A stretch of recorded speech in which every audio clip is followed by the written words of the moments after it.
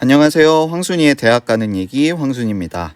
2022학년도 정시 모집 요강을 읽는 법에 대해서 얘기를 하도록 하겠습니다. 우리가 입시 설명회를 다니고 각종 분석된 자료나 요약된 자료를 보는 것도 중요합니다. 모의 지원도 반드시 해봐야겠죠. 근데 그런 자료들만 맹신하고 내 점수가 왜 이러한 분석 요건에 부합하는지를 이해하지 못한 채 요약된 자료나 모의 지원만 믿고 하기에는 너무나 우리에게 소중한 기회죠. 그래서 정시 모집 요강이라는 가장 본질적인 자료를 읽고 이래서 나에게 이러한 점이 유리하겠구나 라는 걸 이해한 후에 여러 가지 분석된 자료들을 보고 모의 지원의 결과들을 볼 수 있는 그런 능력을 갖기 위해서 가장 본질적인 자료인 정시 모집 요강을 읽는 방법을 한번 예를 들어서 얘기를 해보도록 하겠습니다. 자, 오늘 5개 학교 중에서 한양대를 먼저 예를 들어서 설명해 볼게요. 자, 먼저 앞부분에 이제 컨텐츠 목차가 있고요. 그 다음 정시 전형이 있는데 전형은 다 잘 알고 있을 것 같습니다. 자, 우리가 가장 먼저 확인해야 될 것은 모집 인원이겠죠. 그래서 모집 인원인데 정시에서 일단 무슨 군이냐, 물론 이런 것들이 군별 대학교 정리된 자료들이 다 있어요. 그렇지만 정시 모집 요강에서도 한번 구체적으로 확인할 필요가 있겠습니다. 자, 보통 우리가 정원 내 일반 전형으로 지원을 하는 편이죠. 물론 고른기회 대상인 학생들은 그 대상을 보면 되겠고, 고른기회 전형으로 뽑는 학과가 있고, 지금 보다시피 뽑는 학과가 있고 뽑지 않는 학과가 있죠. 그래서 뽑는 학과가 있고 뽑지 않는 학과, 이런 것들도 잘 살펴보셔야겠습니다. 또한 같은 대학교라고 해서 하나의 군에서만 뽑는 게 아니라 가군에서 뽑는 학과들이 있고 그 다음 나군에서 뽑는 학과가 있죠. 그래서 한양대 정보시스템학과는 가군이 아니라 나군에서 뽑는다는 거. 그렇다면 나군에 둘 다 한양대를 쓸 수도 있다. 그렇게도 해석을 할 수가 있겠고요. 자, 그러면 내 모집 인원, 내가 희망하는 학과의 모집 인원이 건축공학부다. 그러면 가군에서 18명을 뽑는구나. 이렇게 해석을 할 수 있겠습니다. 자, 이 데이터가 작년 모집 인원과 어떻게 달라졌는지를 살펴보셔야겠고요. 나중에 지금 보다시피 수시 2월 인원이 반영된 정시 최종 모집 인원은 30일에 공지를 한다라고 되어 있습니다. 그래서 정시 모집 직전에 모집 인원, 그러니까 수시 2월까지 반영돼서 모집 인원이 늘어났는지 그런 것들을 확인해 보는 게 필요하겠죠. 자, 그래서 모집 인원을 먼저 확인하는 절차가 있겠고요. 네, 계열별로 또 이렇게 나와 있죠. 그래서 계열별로 나와 있고요. 그 다음에 이제 보면서 다음 내용을 얘기를 해보도록 하겠습니다. 네, 모집 인원 계속 나와 있고요. 모집 인원 나와 있고요. 자, 좀 특이한 거는 이렇게 학기별로, 그 다음 성별로도 이렇게 뽑기도 하네요. 그 다음 모집 단위의 어떤 특이사항들을 이렇게 안내하고 있습니다. 건축학부는 5년제입니다. 그래서 정보시스템학과는 공대 소속이나 상경계열로 선발하므로 필수 응시 영역을 확인해야 된다. 반영 비율을 확인해야 된다. 이런 얘기가 있고요. 우리가 과거에 알고 있던 학과가 어떻게 통합되었는지, 어떻게 통폐합되고 새롭게 신설되고 그랬는지 알아야겠습니다. 그 다음 특수교육 대상자, 이런 전형들이 학과별로 뽑는 대학들도 있고요. 이렇게 계열로 뽑는 게 있습니다. 일반적으로는 계열로 뽑았을 때 이변이 일어날 확률이 더 적겠죠. 그 다음에 전공 단위 모집.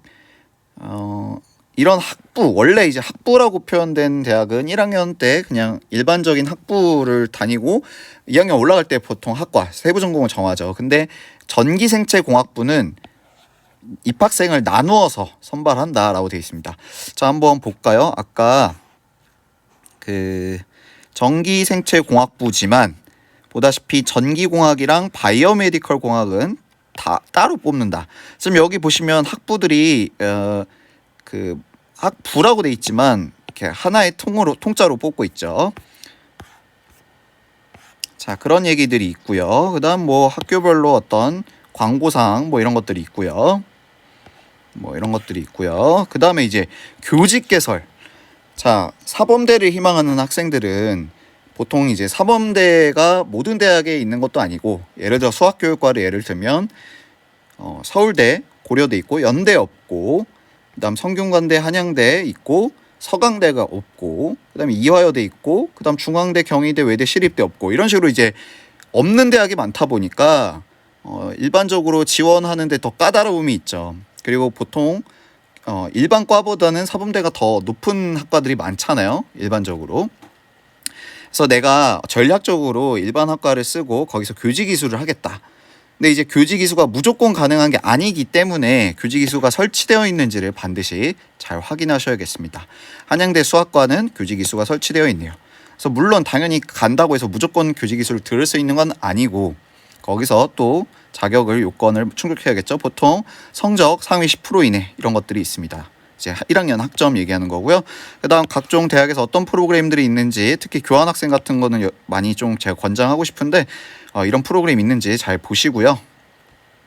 그다음에 대학별로 이렇게 학과, 특정 학과들을 좀 간판과로 밀어주는 학과들이 있어요. 뭐 성균관대 같은 경우에는 뭐 글로벌 머시기 학과들, 그런 것들 있잖아요. 이제 한양대 같은 경우에는 다이아몬드 세븐 학과라고 해서 이런 학과들을 장학금을 준다. 어떻게 주는지 이런 내용들 나와 있고요. 이런 학과들은 당연히 학교 차원에서 강력하게 지원을 하는 학교다라고 생각하시면 되겠고, 장학금 지급 요건도 한번 잘 확인해 보시기 바라겠습니다. 자, 정시 주요사항 안내라고 되어 있고요. 가군에서는 수능 100, 당연히 일반적으로 수능 100이죠. 다 4년제는 거의 다 수능 100이라고 보시면 되겠고요. 그 다음 중요한 거 드디어 나왔습니다. 반영 비율. 저는 정시 지원할 때 가장 중요하게 관찰해야 될 것은 수능 영역별 반영 비율이라고 생각을 합니다. 자, 그러면 내가 이제 자연계다.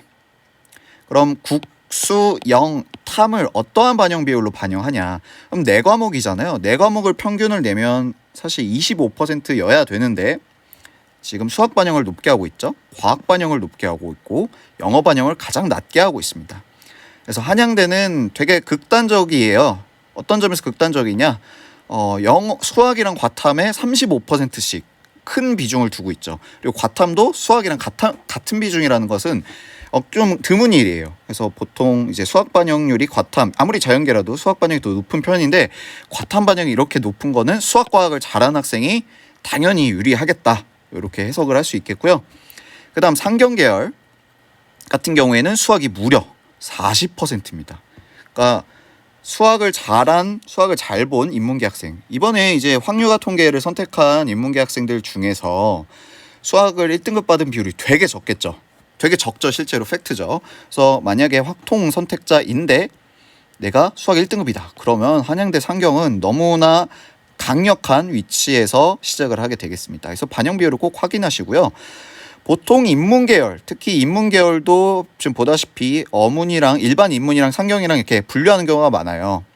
그래서 보통 인문계열, 어문계열 같은 경우에는 30%, 국어가 35%인 경우도 있는데, 한양대는 여전히 인문계라도 수학을 중요하게 보는 대학인 걸 확인할 수가 있겠습니다. 그래서 영어를 이것만 보면 일단 영어는 조금 내가 2, 3등급이어도 괜찮아 보이죠. 물론 더 세부적으로 디테일하게 관찰해야 될 것은 있겠지만, 그리고 사과탐 가능한 것도 확인해야겠습니다. 상경계열, 그러니까 과탐에서 상경계열 지원 가능하다는 거죠. 이런 것도 좀 주목해 볼 만할 것 같습니다. 그래서 이번에는 이 문이과 통합된 부분이 있기 때문에 미적분이 또 1등급자가 많잖아요. 1등급자 중에서 미적분 선택자가 많잖아요. 그래서 이런 상경계열을 선택하는 경우들이 종종 있지 않을까. 그런 경우에는 이제 미적분에 가산점이 있는가, 이런 것들을 잘 살펴봐야겠습니다. 그 다음에 탐구 과목을 몇 과목 반영하냐. 보통 당연히 이제 주요 대학들은 2과목 반영하고, 이렇게 예체능 같은 경우에는 1과목 반영하는 경우도 있고, 아예 반영하지 않는 음대나 예체능 이런 것들도 있을 수 있겠습니다. 그 다음에 또 중요한 게 또 나오죠. 자, 점수 활용 지표. 이게 무슨 말이냐? 여러분의 성적표에는, 수능 성적표에는 원점수가 없습니다. 원점수는 표기되어 있지 않고요. 표준 점수와 백분위 써볼까요? 표준 점수랑 백분위, 그다음 등 백분위, 그다음 등급 요게 3개가 나오죠. 뭐 영어 같은 경우는 등급만 나오고 한국사도. 자, 그러면 이게 표준 점수를 반영하는 대학이 있고 백분위를 반영하는 대학이 있고 혼합해서 반영하는 대학이 있습니다. 그리고 표준 점수도 과목 선택에 따른 유불리를 최소화하기 위해서 변환 표준을 하는 경우도 있고요. 자, 그러면 이게 왜 중요하냐? 같은 원점수더라도 표준 점수와 백분위가 다르게 나올 수 있거든요. 과목마다도 그렇고. 그러면 내가 표준 점수에 유리한지 백분위에 유리한지를 판단하셔야겠습니다. 자, 그걸 판단하는 방법은 일단 저 같은 경우에는 서울시 교육청에서 제공한 프로그램에서 표준 점수로 이 학생을 나열했을 때 서울시에서 몇 등이다 이런 거를 볼 수가 있거든요. 그래서 표준 점수로 나열했을 땐 얘가 1000등인데 백분위로 나열했을 때는 1200등이다. 그러면 일반적으로 표점으로 반영하는 게 유리한 학생이라고 할 수 있죠. 이게 담임 선생님께 물어보는 게 제일 정확한 거라고 좀 판단이 들고요. 여러분들이 배치표상에서 볼 수 있는 것도 있습니다. 표점으로는 내가 지원할 수 있는데 백분위로는 지원이 안 되는 그 배치표상에는 모자란 경우도 있고 그 반대도 있겠죠.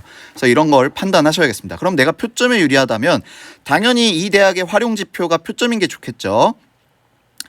자, 그러면 국어 수학은 표점을 반영하고 탐구는 변환 표준에서 백분위를 반영한대요. 그러니까 유불리를 좀 반영하겠다는 뜻이고요. 되게 특이하죠. 국어 수학은 표점을 반영하고 탐구는 백분위를 반영하겠다. 이런 거고 당연히 영어랑 한국사는 등급을 반영한다. 이렇게 돼 있고요.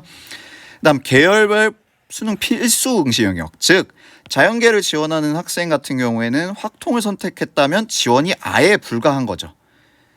근데 상경계열에서는 어떠한 수학 과목이어도 상관이 없기 때문에 미적분을 선택한 학생들이 상경계열을 지원할 가능성도 있습니다. 그리고 과탐도 열어놨으니까요. 자, 이런 것들을 살펴보셔야겠습니다. 내가 당연히 사탐 받는 데서 자연계 지원할 수가 없는 거죠. 내가 인문계 학생인데 미적분을 봤다고 하더라도 사탐을 봤다면 자연계에 지원할 수 없는 상황이 되겠죠. 자, 그 다음에 당연히 군별로 하나씩 써야 되는 건 알고 있을 거고요. 그 다음에 수능 응시 반영 방법 관련해서 또 세부적인 내용이 있네요. 당연히 필수 응시 아까 나왔는데 과탐에서 원투 구분어시 2과목이다 이런 얘기가 있고요. 그 다음 중요한 거 이런 가산점이 있는지를 잘 살펴보셔야겠습니다. 내가 2과목을 봤다면 물론 2과목 잘 보는 게 힘든데 만약에 2과목을 잘 보는 학생이 있다. 그러면 이제 3% 이런 가산점이 있는 대학들이 훨씬 유리하겠죠. 그렇죠? 2과목 모두 선택 시 각각 3% 하는지 이런 것도 살펴보셔야겠고요.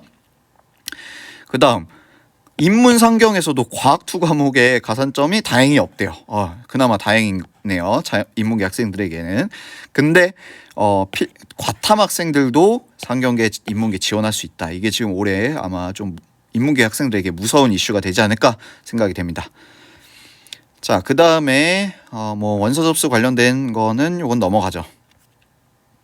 네, 등록, 납부 이런 거 넘어가겠습니다. 등록 포기 이런 거 다 넘어가고요. 그 다음 미등록 충원. 이거 2월 중순 말까지 있으니까 끝까지 끝날 때까지 끝난 게 아니다라는 마음으로 잘 보시기 바랍니다. 접수 일자 방법 나와 있고요. 전형료 나와 있고 그다음 환불 이런 거 나와 있고요. 그다음 기회균형 선발들은 보통 이제 차액으로 환불하는 형태, 감면하고 환불하는 형태가 많다. 확인하시고 그다음 보통 일반적으로 제출 서류가 없는 전형이 많죠. 네, 없다고 보시면 되겠고요. 일반적으로는 이런 특수한 전형 같은 경우에는 좀 살펴보셔야겠습니다. 자, 그다음에 당연히 전형 요소가 있는데 보통 다 수능 100이죠.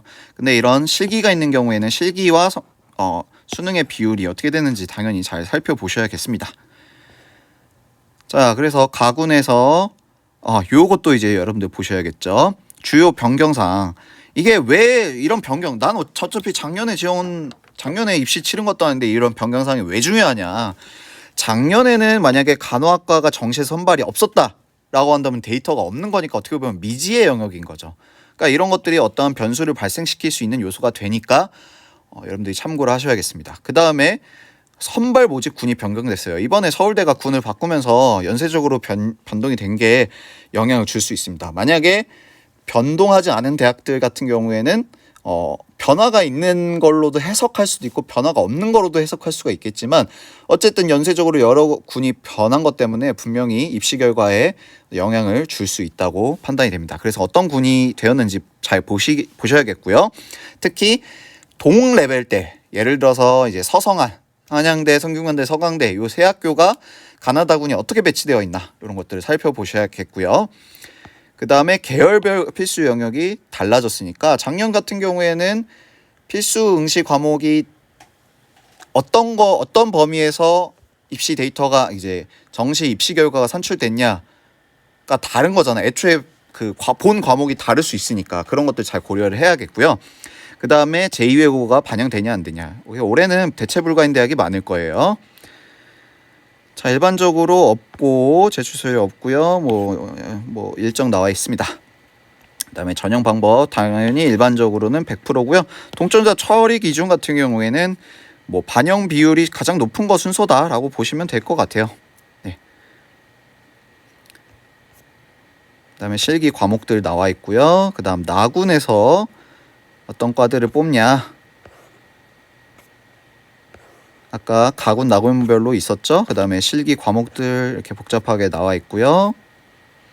다음 농어촌 전형은 네, 특수한 그 자격이 있어야겠죠. 기회균형 선발. 자, 기회균형에 관련해서 조금 더 말씀을 드리자면, 자 볼게요. 여기서 지금 가군 32명, 나군 10명 이렇게 지금 뽑고 있는데. 아까 모집 인원으로 한번 다시 돌아가서 좀 볼게요.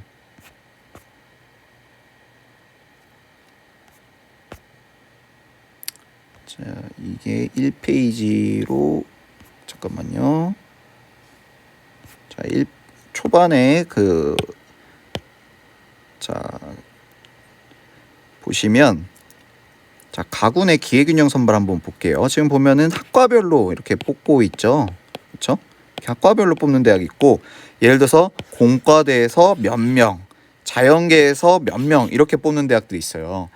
근데 일반적으로는 당연히 이게 큰 수의 법칙으로 생각하시면 되겠죠.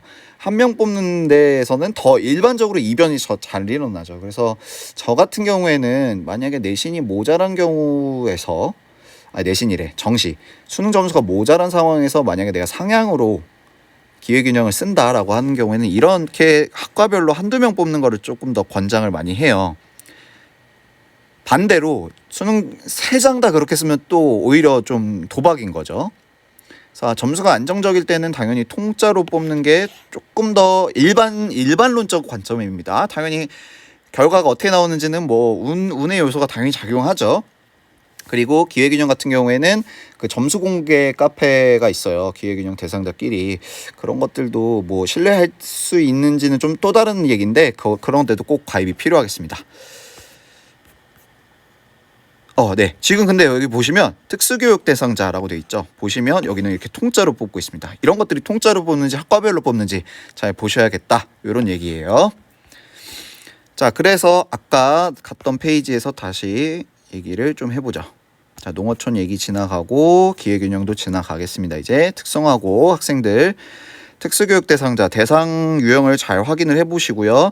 그 다음에 이 대상 유형을 보실 때 대상 지원 자격, 그러니까 여기 장애인 등록된 거, 그 다음 국가유공자 뭐 이런 게 있는데 이 자격이 만약에 여러 가지인 경우가 있어요. 자격이 여러 가지인 경우인데 내가 1번 항목에 해당되는 학생이라면 당연히 자격이 여러 개인 건 안 좋겠죠. 그렇죠?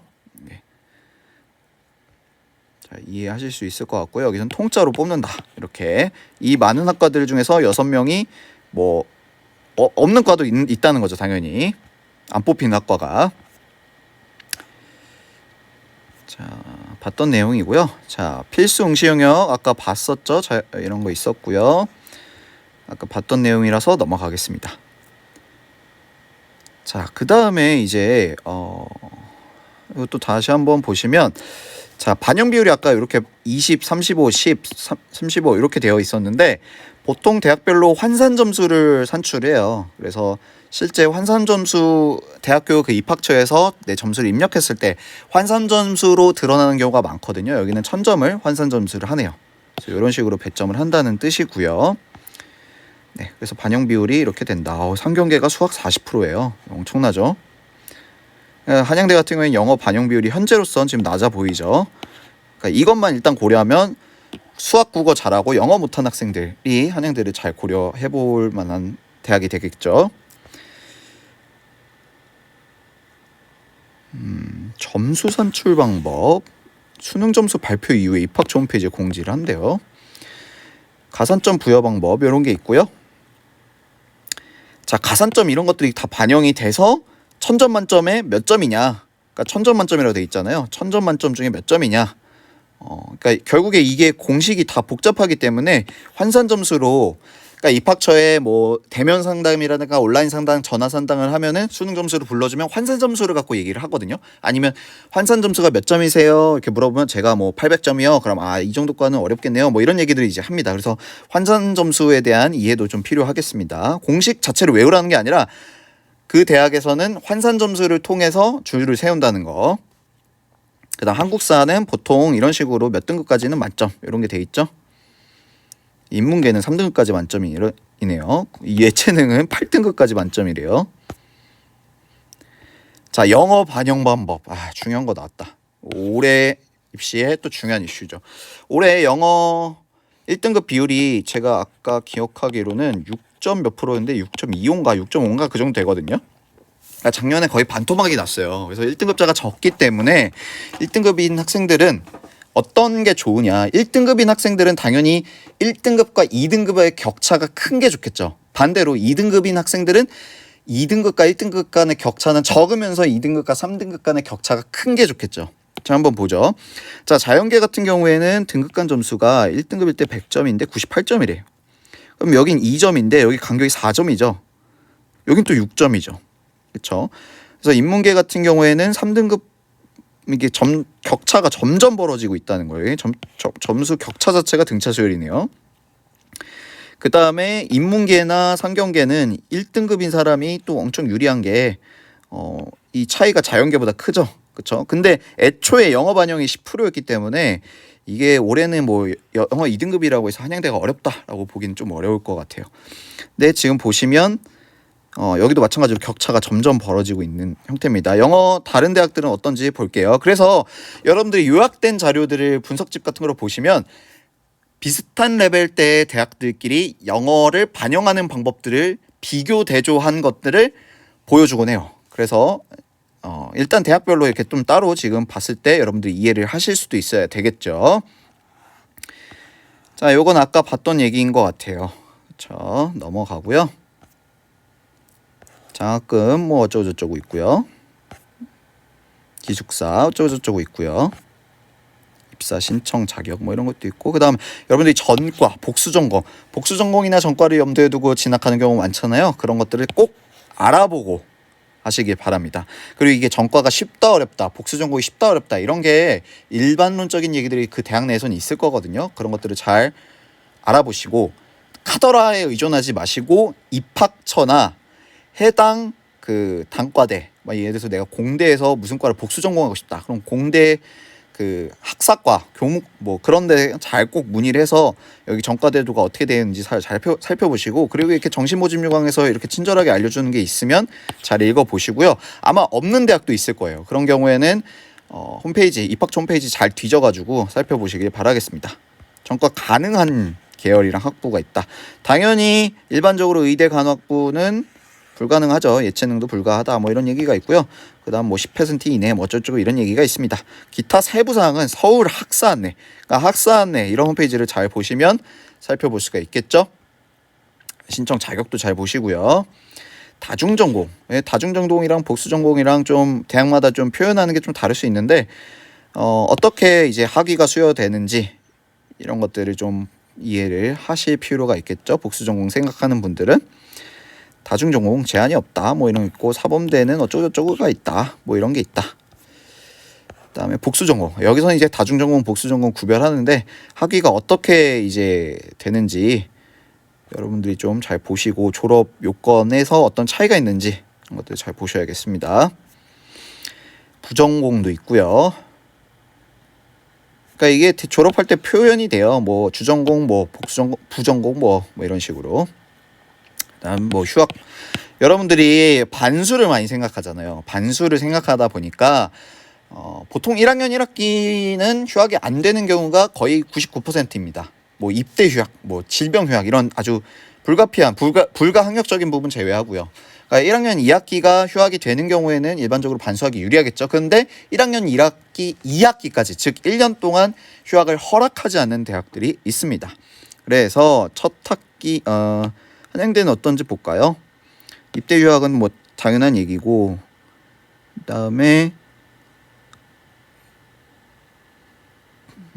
딱히 뭐 일반 휴학 얘기는 여기는 없고요. 여기는 안내된 게 없네요. 아, 여기 있다. 이외에 휴학은 신입학 후 한 학기가 경과에 신청 가능함. 즉 1학년 1학기 끝나고서 2학기 때는 휴학이 가능하다로 해석이 되겠죠.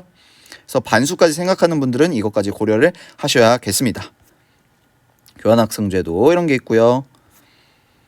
뭐 동의사항 이런 거 넘어가고요. 자, 이제 그럼 끝났습니다. 다른 대학도 한번 보겠습니다. 고려대 한번 살펴보도록 하겠습니다. 자, 뭐 이제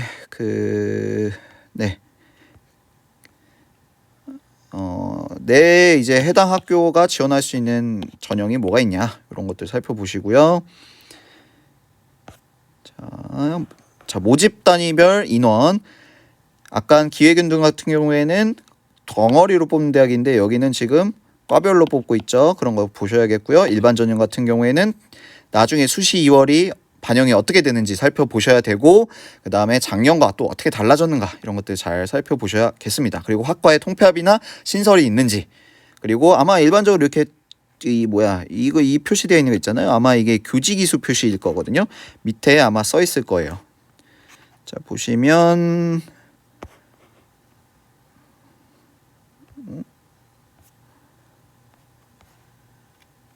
여기 있다. 요 표시는 교직 과정 설치 모집단이다라고 돼 있죠. 그래서 많은 대학들이 이런 식으로 좀 표시를 해놓은 대학들이 있어요. 근데 뭐 예를 들어 심리학부로 가서 무슨 교직을 따는지 이거는 조금 더 구체적으로 그 해당 대학 홈페이지 그 단과대 홈페이지에서 좀 확인을 해보실 필요가 있고요. 모르겠으면 그냥 입학처에 전화하시는 게 도움을 얻기 좋을 겁니다. 그 다음에 뭐 5년 과정이냐, 그 다음에 이렇게 요즘 뭐 성대냐 한양대 이런 데는 이런 게 많죠. 뭐 채용 조건형 계약학과 뭐 이런 거 잘 보시고요. 사이버 국방학과 이런 것도 뭐 의무 복무 뭐 이런 게 있고요. 네, 요건 다 면접고사 한번 볼까요? 면접고사를 보시면 이런 특이한 학과들만 면접이 있죠. 그다음 실기 뭐 이런 데는 당연히 실기가 있고요. 그래서 사이버 국방학과는 인성, 신체, 체력, 뭐 군면접 뭐 복잡한 게 있네요. 그 다음에 의대 같은 경우에는 적성 인정 면접고사. 그러면 의대 같은 경우에는 이게 MMI일 수 있죠, 충분히. 그래서 면접 여부도 확인하셔야겠습니다. 그 다음 사범대 같은 경우에 특히 교원대 같은 경우나 교대들에서 정시에서도 면접이 있는 경우들이 있거든요. 그런 것들을 확인하셔야겠습니다. 자, 그 다음에 충원을 어떤 식으로 발표하는지 이것도 일정 잘 확인하시고 여러분들 그런 사연이 있어요. 대학교 떨어진 줄 알고 해외여행 갔는데 전화 안 받아가지고 막 그렇게 막 담임 선생님이 막 급하게 연락해가지고 막 해외 어디에서 막 전화 받아가지고 막 겨우겨우 등록하는 경우 제가 봤습니다. 끝날 때까지 끝난 게 아니라는 마음 확인하시고 이거 마지막까지 잘 보시고 전화 개별 통보에는 전화기를 항상 잘 대기를 하셔야겠죠. 그 다음에 미등록 충원할 수 있습니다. 뭐 어쩌고저쩌고 있고요. 여기는 특별한 사항은 없는 것 같습니다. 자, 넘어가고요. 자, 수능 위주 전형 100 수능 100으로 뽑겠죠. 당연히 일반적으로. 자, 그래서 학과별로 아까 나와 있던 건데 학과별로 몇 명 뽑는지 나와 있고요. 보통 일반적인 학생들은 제출할 게 없어요. 이거 다 온라인 제공 동의가 되어 있고요. 제공 대상자는 제출할 필요 없음. 다 일반적으로 제공 동의가 되어 있을 겁니다. 그다음 뭐 안 돼 있는 사람은 아주 특수한 경우죠. 그다음에 뭐 이런 특수한 분들은 해당 서류를 당연히 내셔야겠고요.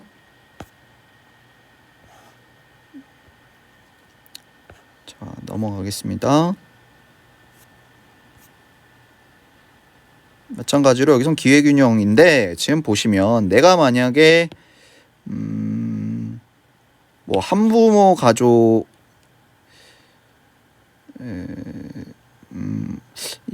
네, 아무튼 뭐 내가 만약에 이제 기초생활수급자에 해당돼서 여기에 지원하려고 하는데 만약에 이러한 대상자 말고 다른 것도 많다. 그러던 경우에는 좀 불리하죠. 근데 지금 요 대상자 학생들 입장에서는 그렇게 많은 편은 아닌 것 같습니다. 그다음에 요 분들은 이런 서류 미리 잘 준비하시고요.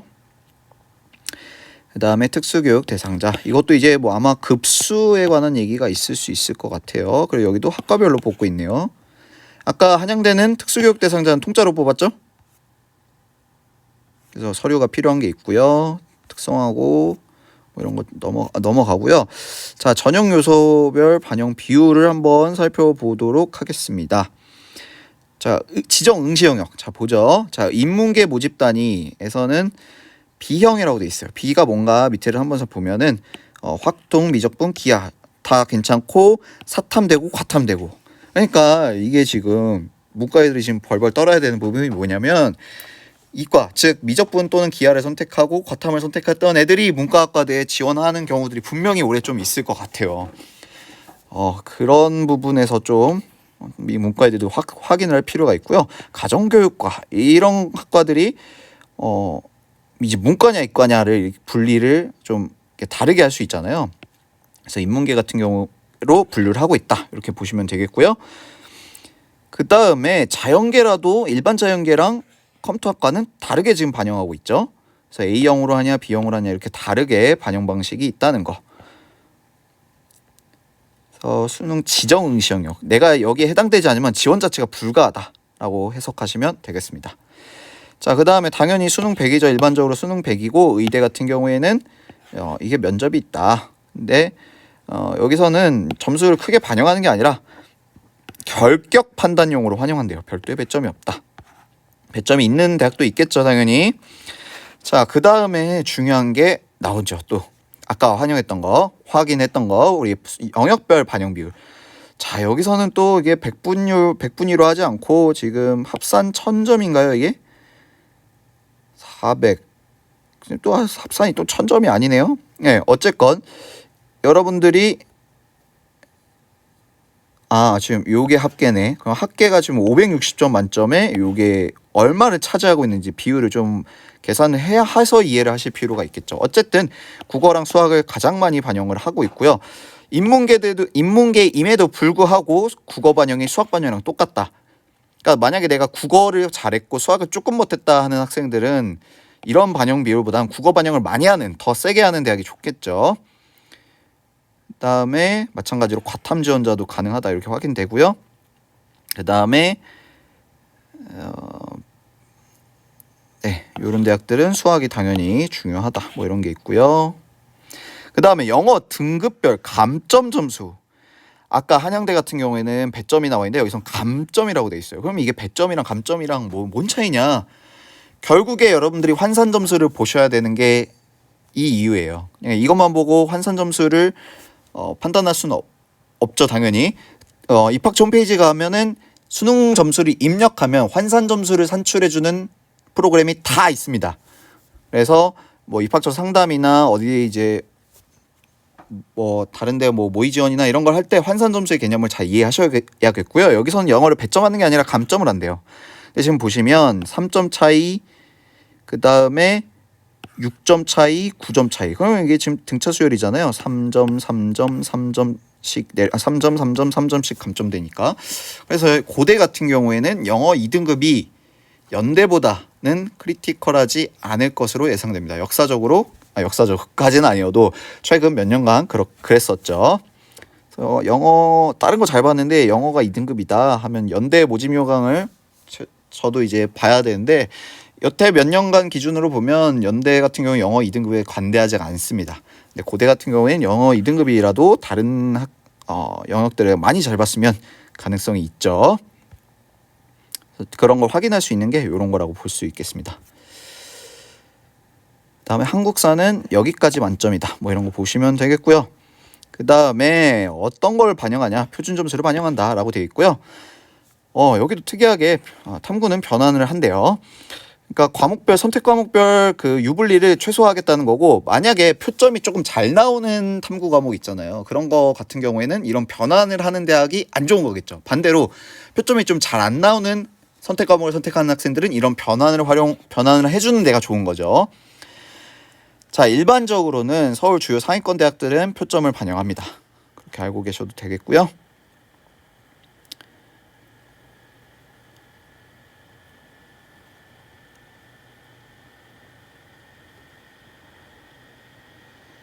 자, 수능 성적 산출 방법 이렇게 나와 있는데 이거 어차피 이해하기 힘들어요. 그러니까 그냥 그 입학처 홈페이지에서 환산하는 걸 보셔야 되겠습니다.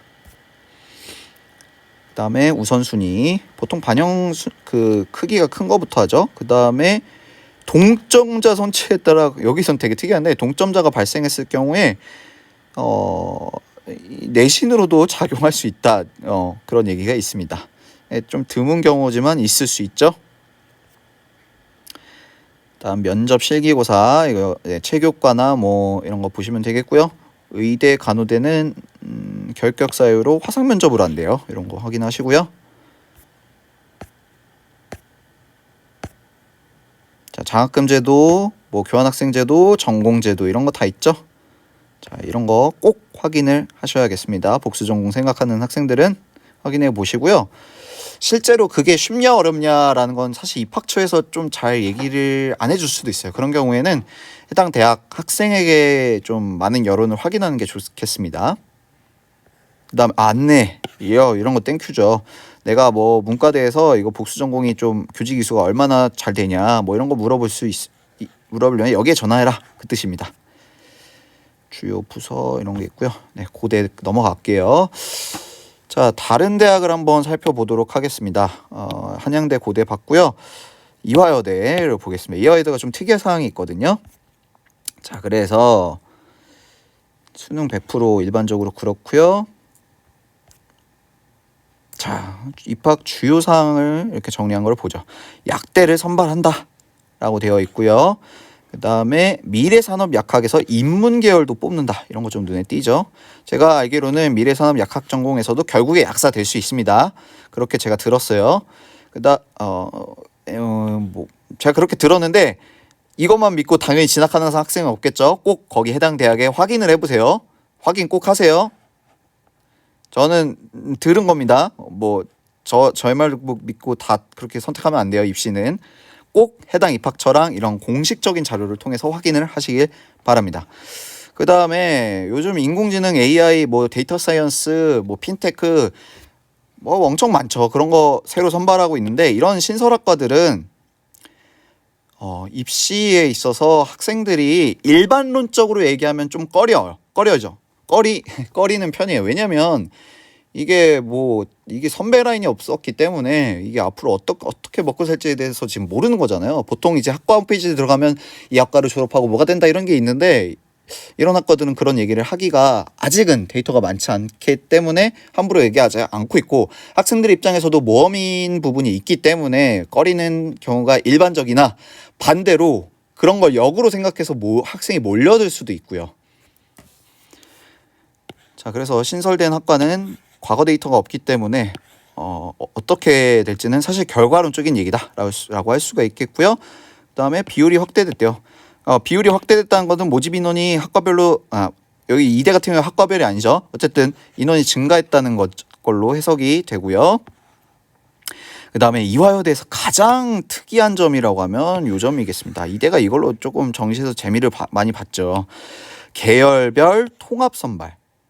원래 보통 학과 아무리 뭐해도 학부로 뽑잖아요. 근데 여기는 그냥 통짜로 인문계 150명, 자연계 140명 뽑는다. 그래서 입학 후 1학년 말에 내가 선택을 한다. 원하는 학과를 선택한다. 근데 체육과학부 제외, 뭐 이런 얘기가 있고요. 이대 같은 경우에는 뭐 뇌과학, 뇌인지과학부 이런 걸 좋아하죠. 그래서 그런 학과를 여기서 진학 가능하냐라고 확인을 해야 되는데, 지금 여기 밑에를 보시면 학부 학과별, 그러니까 특정 학과들은 학과별로도 뽑는다. 그러니까 인문계에서 수많은 학과들을 계열별로 뽑지만 지금 보다시피 사범대학, 의예과, 간호학과, 약학부 그리고 뇌인지과학부도 따로 뽑는다라고 돼 있어요. 사실 이게 과거에 좀 문제가 됐었거든요. 결국에 여기로 진학해서 다 애들이 여기를 가려고 하니까 이렇게 지금 아예 학과로 따로 뽑는다 이렇게 되어 있습니다. 그래서 여기가 확대되어 있어요. 이런 거 잘 보셔야겠고요. 그래서 사실 이대가 재미를 봤다고 한 게 이게 지금 큰 수의 법칙으로 이해하면 돼요. 이게 커지니까 이변이 안 생겨서 점수가 꽤 높게 나왔던 기억이 있습니다. 그래서 점수가 안전한 사람 입장에서는 이게 땡큐인 거고 상향 지원하는 입장에서는 사실 이런 게 부담스러운 거죠. 그래서 인원 변경된 것도 있고요. 그 다음에 어떤 과목을 보냐 뭐 이런 게 있습니다. 마찬가지로 미적분, 과학도 인문계 지원 가능하다. 근데 여기서는 좀 특이하게 아닙니다. 좀 넘어갈게요. 자, 특이한 게 있죠. 왜냐하면 상경 계열이어도 수학이 25%인 거죠. 그렇죠? 상경 계열, 그러니까 경영경제, 사회과학 계열이어도 수학이 25%다. 그러니까 수학을 좀 못 본 학생들은 이런 점이 유리하겠죠. 아까 한양대랑 고려대랑 다르게. 그래서 국어 반영이 조금 높은 편이고요. 그 다음에 네, 과탐도 지원 가능하다 이렇게 되어 있고요. 자, 여기 볼까요? 간호학부와 미래산업약학 전공은 인문자연 모두 지원할 수 있으며 높은 그러네요. 특이하네요. 자연계열 수능 응시 진영 영역을 충족한 수험생은 인문계열과 자연계열 반영 비율을 각각 계산해서 높은 점수를 반영한다 라고 돼 있어요. 그러니까 내가 만약에 인문계열로 봤다. 일반적으로 국어, 확통, 그다음에 사탐을 보는 학생들은 요 반영 비율로 계산이 된다는 거고요. 만약에 내가 자연계열의 응시 기준, 그러니까 국어, 수학 아까 이거죠. 이걸로 본 학생들, 과탐 이걸로 본 학생들은 인문계 방식으로도 계산되고 자연계 방식으로도 계산돼서 그중에 유리한 걸로 반영한대요. 되게 특이한 방식이죠. 그래서 통짜로 뽑는다. 근데 어떤 학과들은 이렇게 계열별로 뽑는다. 그래서 의대도 인문자연 따로 뽑는 이런 아주 특수한 케이스들이 있습니다. 인문계열 학생들 수능 잘 봤으면 의대 갈 수 있는 마지막 기회라고 보시면 되겠습니다. 마지막까지는 아니어도 아무튼 기회라고 볼 수 있겠죠. 마찬가지로 미래산업약학 전공 인문계 지원 가능하다. 이런 게 있습니다. 그다음에 AI 융합학부도 보통 인문계에 이렇게 열어놓는 경우가 많거든요. 근데 지금 보시면 이런 걸 통짜로 계열 상관없이 뽑는 경우도 있을 거예요. 어떤 대학들은. 자, 군 어디 나와 있고 일정 나와 있고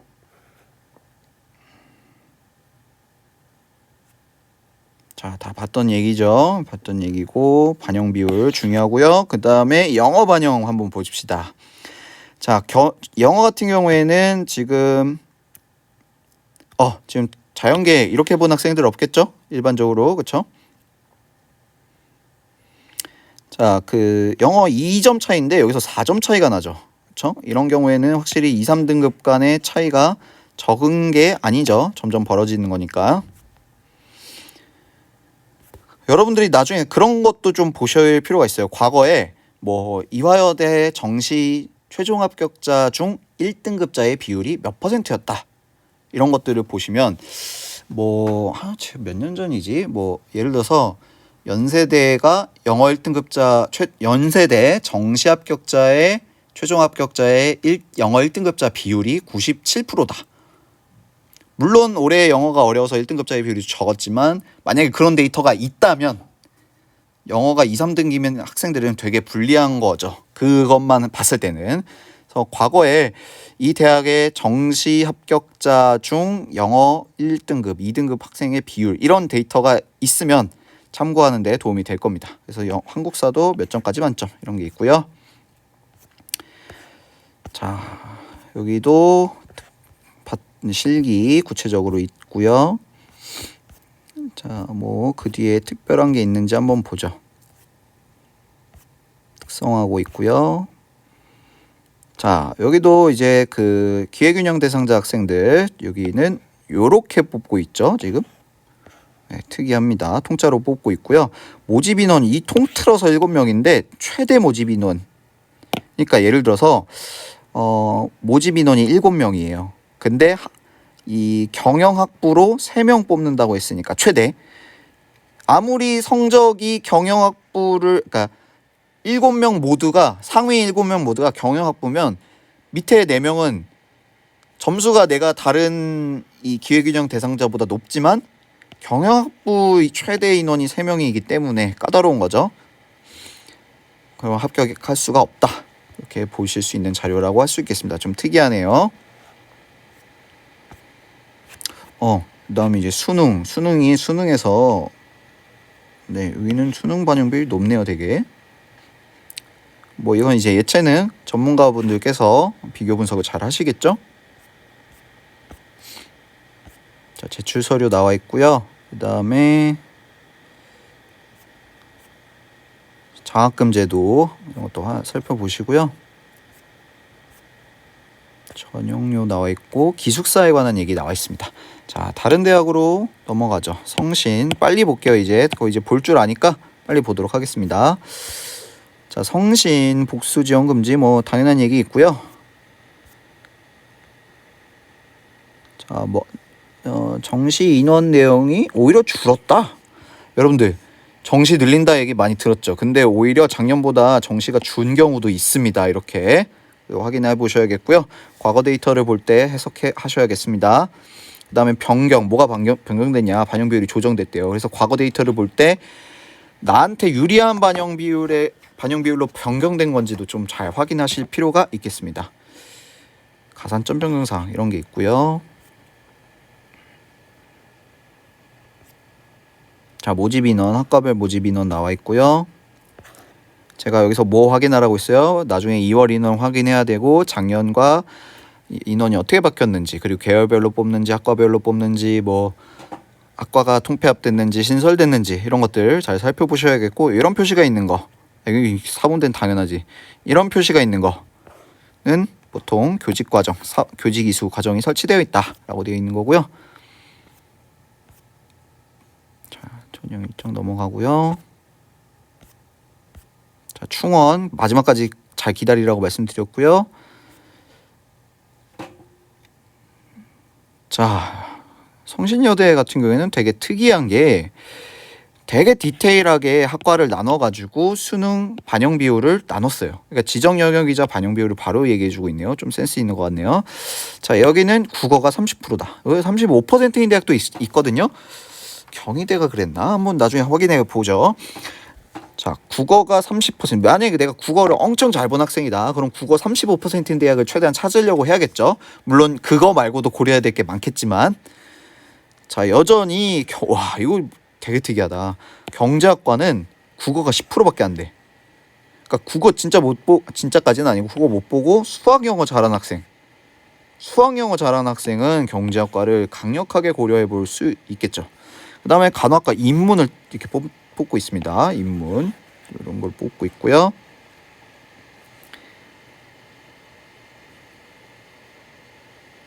자, 영어는 환산 점수 부여한다. 그 다음에 탐구 영역 2개는 100분위 점수 평균을 반영한다 라고 되어 있고요.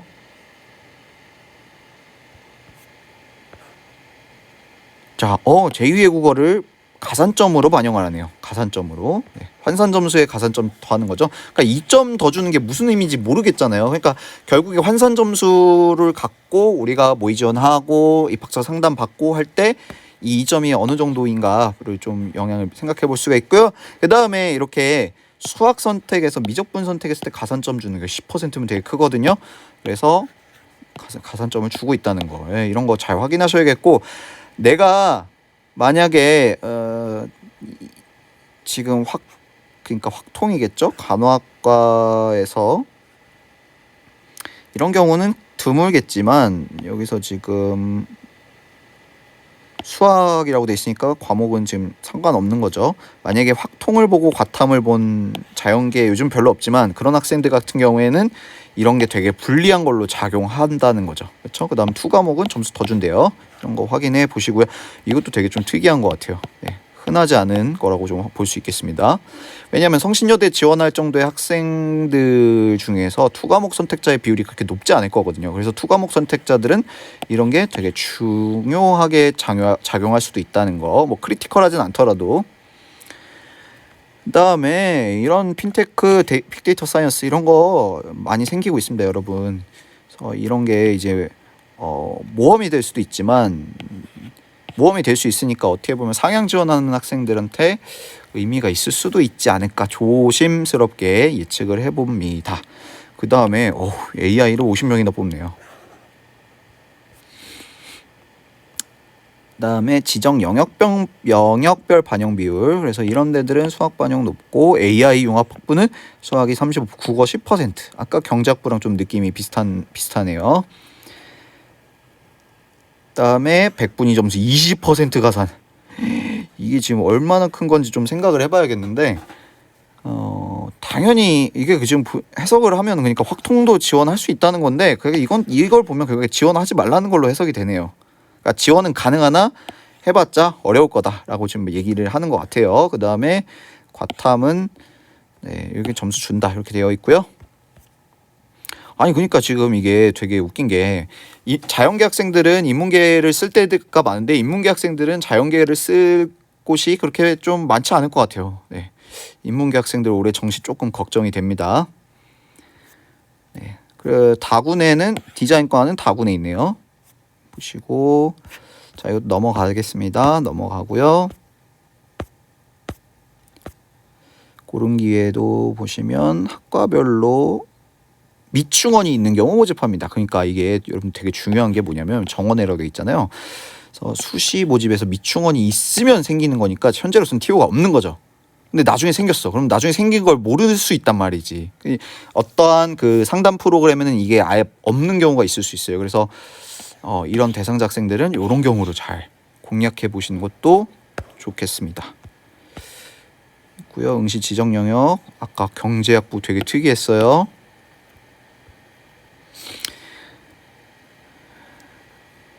넘어가고요. 뭐야 이게? 가군의 학생부 종합? 네, 특성화고 재직자래요. 특이합니다. 자, 이거 다 넘어가고요. 자, 실기 안내도 넘어가고. 백분위 환산. 이거 영어 한번 볼까요? 백분위로 환산한대요. 그러니까 지금 영어가 1등급이면 100%로 환산한다. 그래서 여러분들 조심해야 될 게 뭐냐면 자, 그 입학처 홈페이지에서 과거 데이터를 공개할 때 이상하게 백분위가 높은 대학들이 있어요. 그거는 이런 거예요. 2등급이면 원래 백분위로는 89%잖아요. 그거를 97로 하니까 백분위 환산 백분위 평균이 훨씬 높게 나오지 당연히. 그래서 여러분들이 백분위 여기가 이렇게 높다고 하는 것들은 영어를 혹시 이런 식으로 환산하는 게 아닌가를 꼭 확인해 보셔야겠습니다. 그다음에 한국사는 지금 특이한 게 4등급까지 만점이 아니라 4등급부터 가산점을 주는데 가산점 점수가 다르죠. 그러니까 1, 2등급 간의 차이가 있어요. 그래서 이왕이면 1등급인 게 좋은 아주 특이한 대학이라고 볼 수가 있겠고요. 제2외국어 대체 불가 이런 거 확인해야겠죠.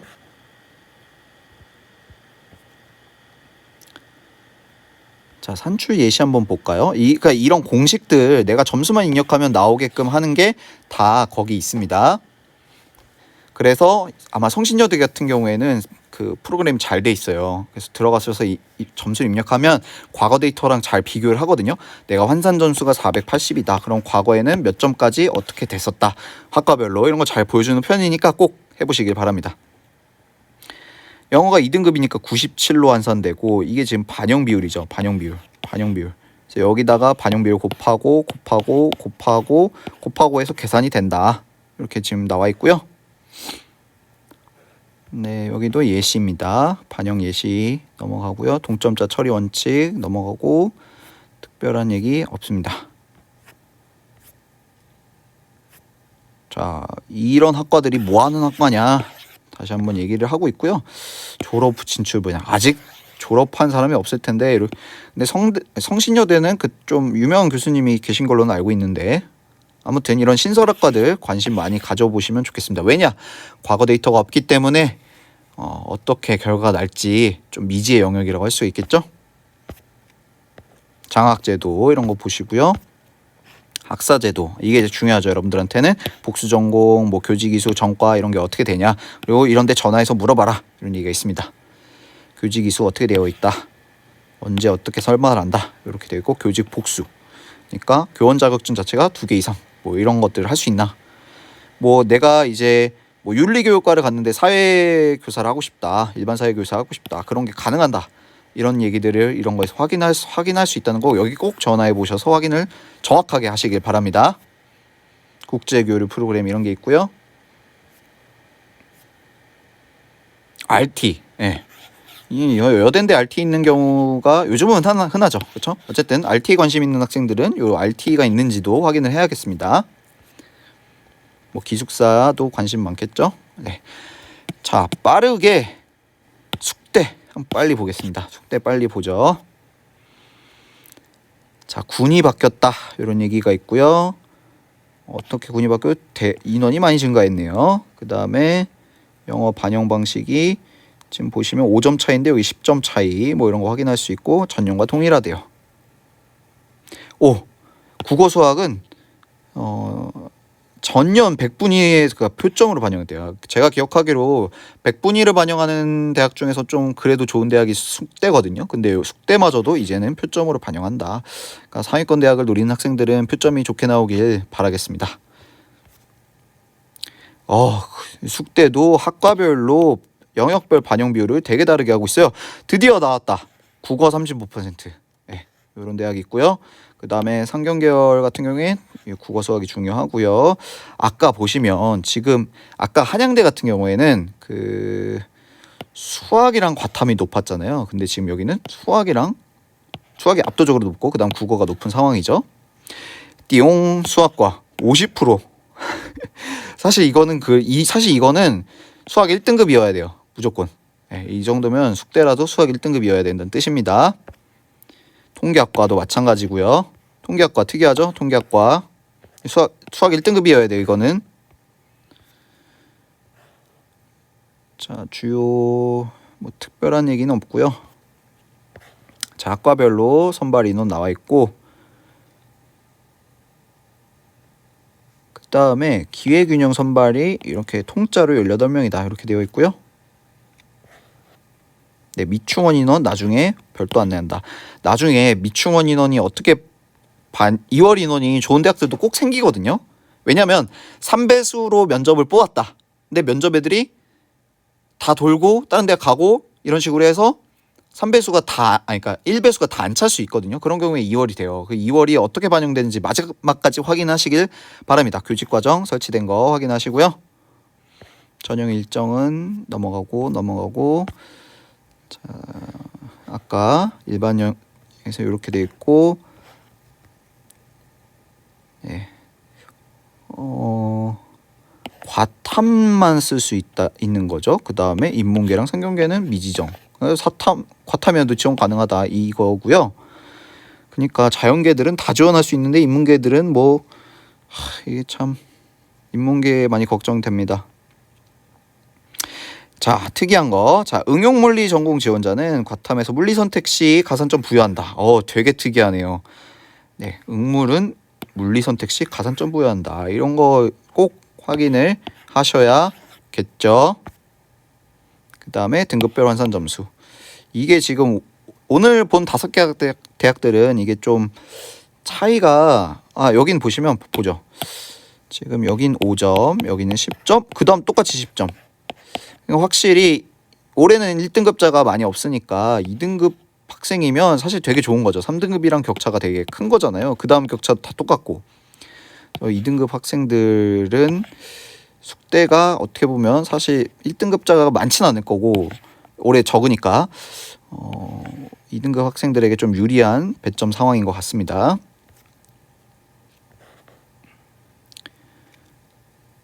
자, 넘어가고요. 네, 기회균형 선발 나와 있고요. 기회균형 선발 자격을 볼까요? 자격이 이거밖에 없죠. 네. 동어촌도 넘어가고 학생부 종합 특성화고 출신 특이하네요. 특수교육 대상자 여기에 대상되는 분들 약학부를 따로 이렇게 보고 있습니다. 약학부 한번 볼까요? 네, 여기서는 약학부는 확통은 아예 지원 못한다는 거고요. 과탐이어야만 되고요. 그 다음에 또 뭐 어떤 특이사항 있나 한번 볼까요? 자, 특이한 게 현재로서는 안 보이네요. 뭐 아주 특이한 거, 뭐 예를 들면 뭐 미적분에 가산점을 준다, 뭐 과학 투 과목에 가산점 준다 이런 얘기는 지금 보이지 않고 있습니다. 자, 넘어가도록 하겠습니다. 정원외로 또 약학부를 뽑는데 아까랑 비슷한 것 같아요. 네, 상황이 비슷한 것 같고요. 자, 영어 반영 방식 이것도 이제 여러분들이 나중에 분석된 자료들을 볼 거예요. 요약된 자료들을 볼 텐데 영어 동레벨 때 대학들 간의 영어 반영 방식들을 비교를 하실 필요가 있겠죠. 반영 비율이 제일 중요하고 그 다음 영어 반영 방식 이런 것도 중요하겠습니다. 그 다음에 아까 특이한 거 있었죠. 응용물리학과는 응용물리 전공은 5% 물리. 네, 특이합니다. 네, 만점을 초과하더라도. 자, 넘어가고요.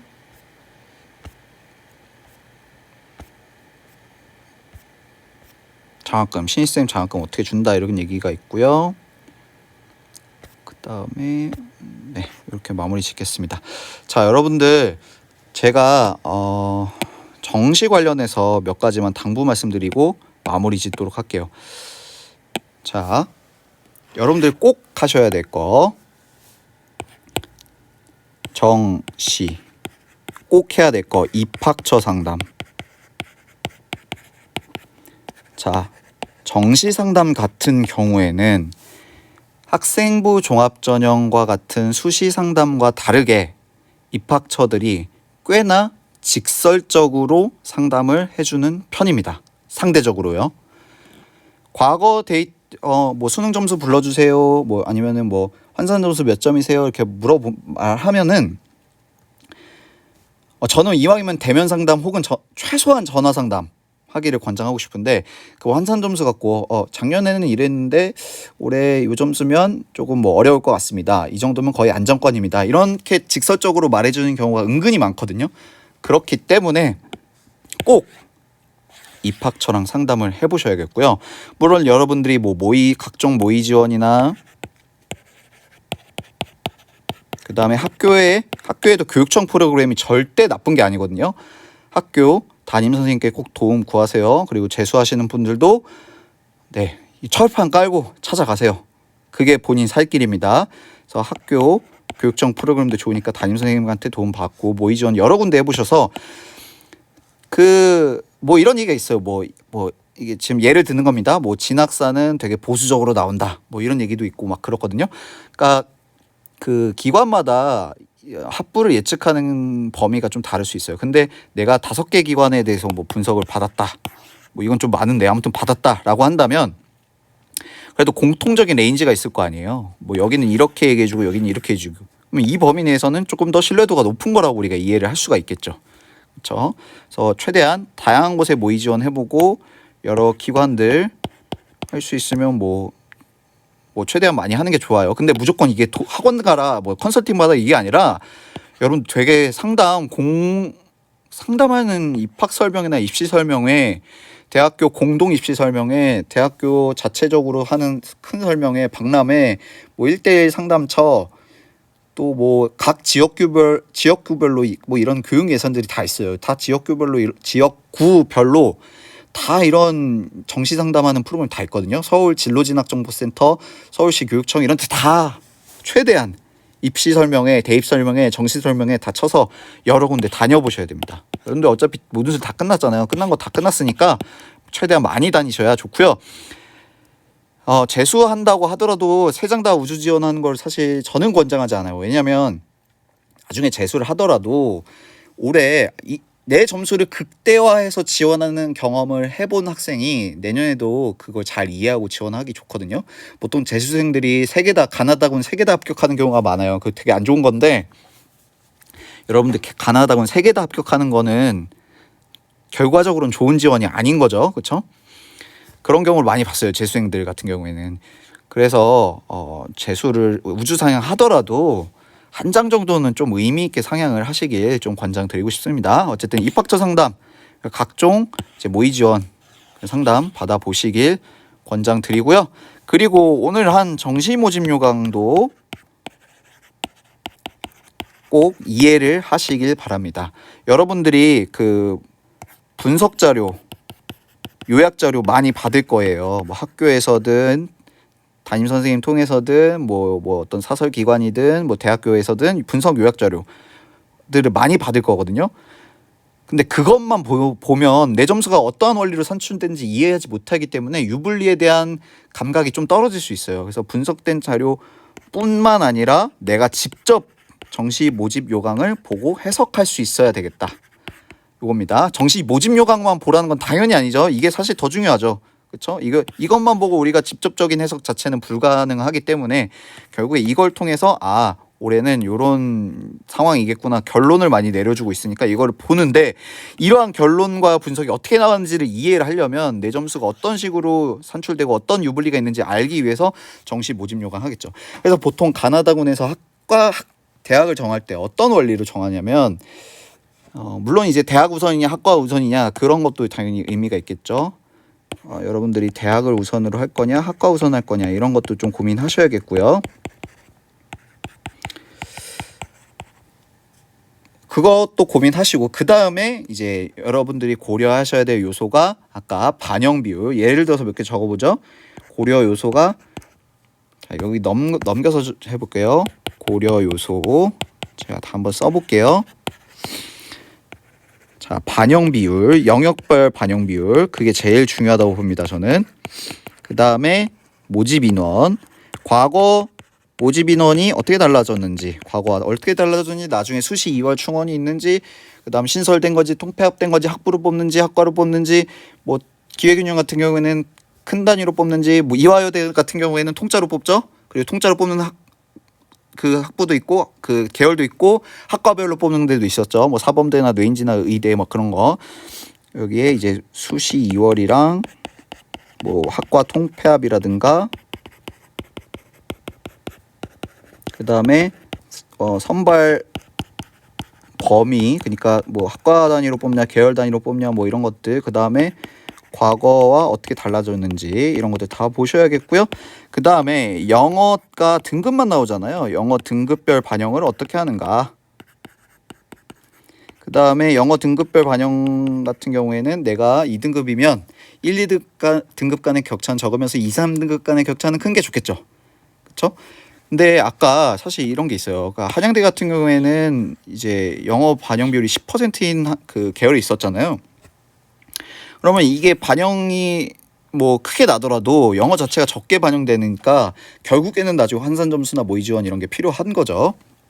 그래서 영어의 영향력이 얼마나 큰지, 최상위권 대학 같은 경우에는 영어 2등급자에게 관대한지 안 한지, 가능하다면 과거 정시 최종 합격자들의 그 뭐 영어 1등급자 비율 뭐 이런 것들 볼 수 있으면 좋겠고요. 그 다음에 뭐 각종 이제 가산점, 뭐 과학 2 과목에 가산점 주고 미적분에 가산점 주고 뭐 그런 거 보셔야겠고요. 그 다음에 활용 지표, 그러니까 백분위를 반영하냐 표준 점수를 반영하냐 변환을 해주냐 뭐 이런 것들 다 보셔야겠고요. 보통 상위권 대학들은 표준 점수를 반영하는 편이고, 내가 당연히 표점이 유리한지 백분위가 유리한지 분석하셔야겠고, 담임 선생님들이 그거를 확인해 주실 수 있을 겁니다. 그 다음에 내가 탐구 과목에서 선택 과목에서 만약에 좀 내가 표점에 불리한 과목이다 그러면 변환을 해주는 게 좋겠다라고 일반적으로 얘기를 했었죠. 활용지표 이런 것도 보셔야겠고요. 그 다음에 학과별로 반영 비율 달랐었던 거 있었고, 한국사 같은 경우에 뭐 대부분 뭐 1등급이 1, 2등급 많으니까 크게 상관없는데 아까 성신여대 같은 경우에는 1, 2등급 간의 가산점이 달랐죠. 되게 특이한 경우가 있었고요. 그 다음에 교직이수나 복수전공, 교직이수, 복수전공, 전과 뭐 이런 것들 관심 있는 사람들은 꼭 제도를 확인하시고 지원하셔야겠고요. 그러니까 이런 여러 조건들이 다 나에게 유리한 것으로 맞아떨어진 대학은 사실 나올까 말까예요. 네, 보통 막 이게 좋으면 이게 불리하고 뭐 이게 좋으면 뭐 이게 불리하고 뭐 아무튼 막 그런 식입니다. 그래서 내가 어느 걸 포기해야 될까 이런 것들을 좀 생각하셔야겠고요. 제가 지금 머릿속으로 생각나는 고려 요소들은 지금 요 정도인데 더 따지고 보면 더 많은 영역들을 고려를 하셔야 될 겁니다. 네, 수시 2월 얘기했고 그다음에 신설학과 여기 통폐합만 썼는데 신설학과 올해 많죠? 그다음에 신설학과 그다음에 인문계 필수 지정영역 수능 필수 지정영역 그러니까 이게 자연계 학생들이 충분히 쓸만한가 인문계 학생들 입장에서는 그런 거 보셔야겠고요. 자연계 학생들 같은 경우에는 내가 지원할 수 있는 학과가 사실 자연계 말고 어떤 학과들이 또 있을 수 있는가 이런 것들 보실 수가 있겠죠. 그래서 필수 지정 영역이 어떻게 되어 있는지 보셔야겠고요. 그리고 결국에 이런 요소들이 과거랑 달라졌는지 안 달라졌는지도 확인하셔야 되는데 보통 정시 모집 요강 초반부에 다 그런 작년과 달라진 내용 다 정리가 되어 있는 경우가 많습니다. 그게 달라졌다면 작년 데이터를 해석할 때 고려를 하셔야 된다는 뜻이겠죠. 그래서 이런 것들 다양하게 고려를 하시고요. 제가 또 나중에 생각나면 기회되면 말씀드리도록 하겠습니다. 오늘 정시 모집 요강 보는 거 마무리 짓고요. 혹시 궁금한 대학 있으면 제가 정시 모집 요강 같이 봐드리도록 하겠습니다. 자, 이상 황순이의 대학 가는 얘기 마무리 짓겠습니다. 안녕.